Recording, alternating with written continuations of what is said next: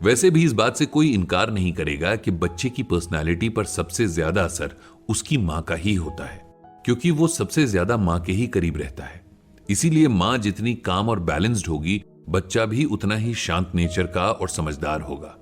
इतनी अच्छी सोच वाले प्रपोजल को पंडित जी कैसे ठुकरा सकते थे? उन्होंने तुरंत सेशन के लिए हां कह दिया। नेक्स्ट संडे अमिता ने सरला जी और पंडित जी के लिए ड्राइवर भेज दिया था। ये वो दिन था जब उनके हॉस्पिटल में प्रेग्नेंट लेडीज के लिए फ्री प्रीनेटल योगा क्लासेस रखी जाती थी।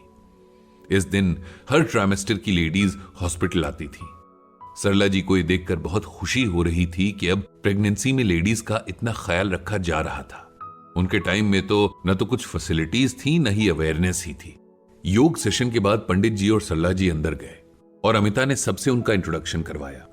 2 दिन पहले ही सबको व्हाट्सएप ग्रुप पर पंडित जी के गीता ज्ञान सेशन के बारे में इन्फॉर्म कर दिया गया था और यह भी कहा गया था कि अगर मन में कोई सवाल है अपने आने वाले बच्चे की अपब्रिंगिंग से लेकर अभी के स्ट्रेस और टेंशन को मैनेज करने तक के, तो बेझिझक होकर उनसे पूछ सकते हैं।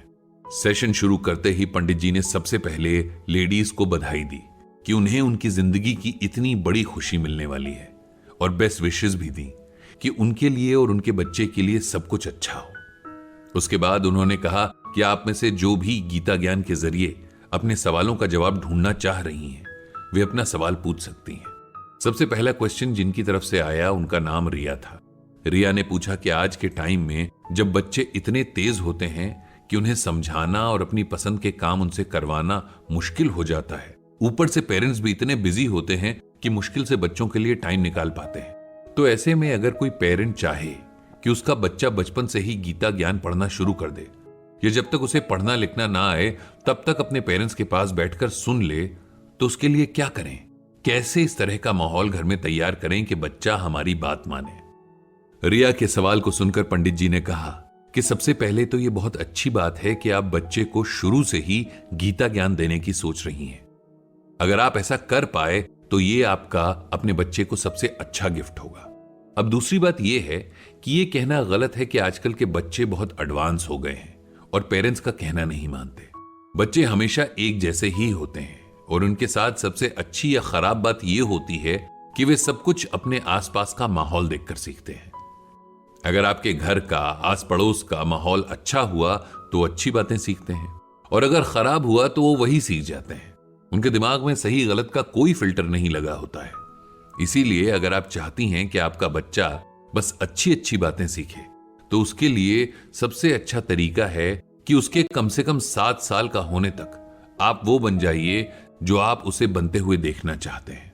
आप चाहती हैं कि वो सुबह जल्दी उठे तो आप भी सुबह जल्दी उठ जाइए। अगर आप चाहती हैं कि बच्चा रोज एक रूटीन बनाकर पढ़ाई करे तो आप उसी रूटीन में कुछ ना कुछ पढ़ने लग जाइए। कहने का मतलब यह है कि आप अपने बच्चे के आइडियल बनिए, उस पर कुछ भी थोपिए मत, बल्कि उसे वो सब करके दिखाइए। गीता पढ़िए और सुनिए, बच्चों को बस साथ बिठाइए। कुछ टाइम के बाद वो खुद इंटरेस्ट लेने लगेंगे। भगवान श्री कृष्ण ने श्रीमद् भगवत गीता में कहा है कि कांक्षन्तः कर्मणाम सिद्धिम यजन्त इह देवता क्षिप्रम ही मानुषे लोके सिद्धिर भवति कर्मजा। यहां भगवान श्री कृष्ण अर्जुन से कहते हैं कि हे अर्जुन, इस संसार में मनुष्य फल की इच्छा से यज्ञ करते हैं और फल की प्राप्ति के लिए वो देवी देवताओं की पूजा करते हैं। उन मनुष्यों को उन कर्मों का फल इसी संसार में निश्चित रूप से शीघ्र प्राप्त हो जाता है।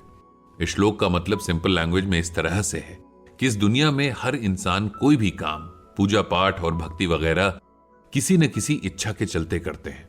भगवान की भक्ति करते हुए भी उनके मन में यही रहता है कि मेरी पूजा के बदले मुझे ये मिल जाए, मुझे वो मिल जाए। ऐसे इंसानों को उनके कर्मों का अच्छा बुरा फल यही मिल जाता है और फिर वो जीवात्मा एक शरीर को छोड़कर दूसरे शरीर में चली जाती है। जो इंसान बिना किसी इच्छा के सिर्फ अपना कर्म करते हैं, अच्छे से अच्छा काम करते हुए भी कभी न तो फल की उम्मीद रखते हैं न क्रेडिट की, भगवान की भक्ति भी बिना किसी स्वार्थ के करते हैं, ऐसे लोगों को मुक्ति मिल जाती है। बच्चों को बड़ा करते हुए, पालते हुए भी हमें यही ध्यान रखना है कि हम अपना बेस्ट देते हुए उनसे ये उम्मीद ना रखें कि वे बड़े होकर हमारे लिए कुछ करेंगे, क्योंकि सारे दुखों की शुरुआत इसी उम्मीद नाम के शब्द से होती है। इंसान की ये टेंडेंसी होती है कि वो अपने लिए आइडियल्स चुन लेता है और फिर उन्हें फॉलो करता है।